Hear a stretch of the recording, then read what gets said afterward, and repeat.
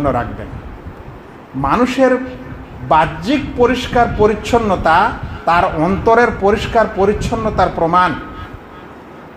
আপনার দোকানঘর, আপনার বাড়ি, আপনার আশেপাশে আপনি যেভাবে থাকেন সেটা দেখেই বোঝা যায় যে আপনি কতখানি সুন্দর এবং আপনার মন কতখানি সুন্দর। জরুরি নয়, তবে অনুমান করা যায়। বলবেন এই পরিষ্কার পরিচ্ছন্নতার কি বিধান আছে ইসলামে? আল্লাহু আকবার। রাসূল করিম সাল্লাল্লাহু আলাইহি ওয়াসাল্লাম বলছেন, আত-তাহুরু শাতরুল ঈমান। পরিষ্কার পরিচ্ছন্নতা, পবিত্রতা, এটা হচ্ছে ঈমানের অর্ধেক। অনেকে বলছেন নামাজের অর্ধেক। এই পরিষ্কার পরিচ্ছন্নতাটা একটা এমন বিষয় যেটা ইসলাম ধর্ম আমাদেরকে শিক্ষা দিয়েছে। মনে রাখবেন, এই ধর্ম পরিষ্কার পরিচ্ছন্নতার ধর্ম। এই ধর্ম নোংরা এবং এই ধর্ম মন্দের ধর্ম না। ইসলাম আমাদের শিক্ষা দিয়েছে যে পেচ্ছাপ করলেও পানি দ্বারা পরিষ্কার হোক, পানি না পেলে কুলুক, ঢিলা ইত্যাদি টিস্যু দ্বারা পরিষ্কার হোক, কিন্তু পরিষ্কার হোক। আমরা ওই কম, ওই প্রজাতি না যেই জাতি মানুষ এখনও পেচ্ছাপ করে পরিষ্কার হতে শিখেনি, এখনও পেচ্ছাপ করে, দাঁড়িয়ে পেচ্ছাপ করে, এখনও পেচ্ছাপ করে, প্রস্রাবের ফোঁটা তার উপরে আছে, এখনও প্রস্রাব করে, সেই প্রস্রাব তার জাঙ্গিয়াতে ইত্যাদিতে লেগে থাকে। ওর উপর একটা স্মার্ট জিন্সের প্যান্ট পরে নেয়, ভিতরে কিন্তু নোংরা থেকেই যায়। এই জাতি আমরা না। আমরা এই জাতি, যে জাতিকে আল্লাহ রাব্বুল আলামিন এই পরিষ্কার পরিচ্ছন্নতা শিখিয়েছে যে যদি কারো বাসনে কুকুরও মুখ দেয় তো 7 বার মাটি দিয়ে ধুইতেই থাকো। 1 বার 2 বার না, ধুইতেই থাকো।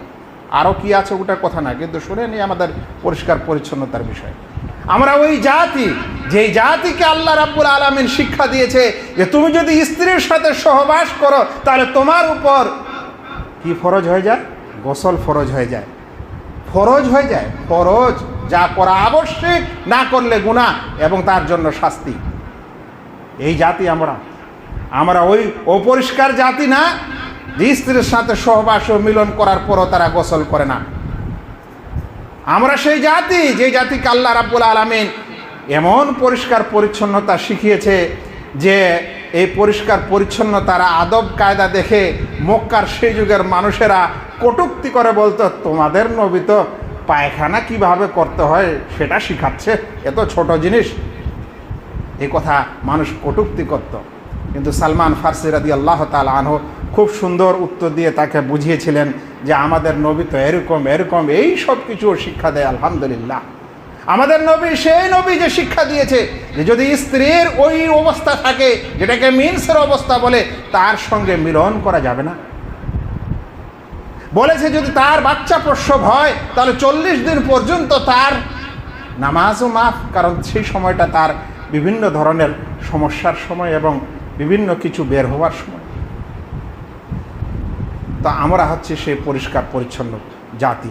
আমাদের ওই পরিষ্কার পরিচ্ছন্ন জাতি, যেই পরিষ্কার পরিচ্ছন্ন রাসূল করিম সাল্লাল্লাহু আলাইহি সাল্লাম বলে দিয়েছেন যে মানুষের স্বভাবগত বিষয় হচ্ছে সে তার নাভির নিচের লোম পরিষ্কার করে নেবে। এগুলো 40 দিনের বেশি কখনোই ছেড়ে রাখবে না। তার নখ কেটে নেবে, তার মোচ ছোট করে নেবে, কিন্তু দাড়ি ছাড়বে না। কারণ আল্লাহ তাআলা এটা দিয়েছে, আল্লাহ দিয়েছেন। আমরা যদি মহিলা হতাম তাহলে আমাদেরও বের হতো না। আমরা পুরুষ, আল্লাহ কাউকে পুরুষ করেছেন, কাউকে মহিলা করেছেন। মহিলাদের জীবনেও ওদের দাড়ি আসবে না, আর পুরুষের সব সময় দাড়ি আসতেই থাকবে মৃত্যু পর্যন্ত। তো যেটা স্বভাব আল্লাহ তাআলা আমাদের দিয়েছেন, এর স্বভাবের বিপরীত করার কোনো প্রয়োজন নেই। তবে হ্যাঁ, যেহেতু মোচকে আল্লাহ তাআলা ঠোঁটের উপরে দিয়েছেন, ওটা যদি বড় হতে লাগে তাহলে আপনার খাওয়া দাওয়া ইত্যাদিতে সমস্যা আছে। সেজন্য দেখেন ইসলাম কিভাবে প্রকৃতির সাথে মিলে যায় যে এই দিককারগুলো আপনি ছেড়ে দেন, উপরের মোচটাকে আপনি ছোট করেন যেন আপনার অসুবিধা না হয়। এখানেও কিছু কথা ছিল, না বলে আবার হবে না, কিন্তু সামনে যে আবার সময় শর্ট হয়ে যাবে। এই যে মোচ কাটি আমরা না, এই মোচ কতখানি কাটতে হয় আর কতখানি কাটলে সুন্নতের উপর আমল হয়। কিছু মানুষ আছে মোচকে মুন্ডন করে দেয়। মোচ মুন্ডন করবেন না, ইসলামে মোচ মুন্ডনের কথা এসেছে মোচ ছোট করা।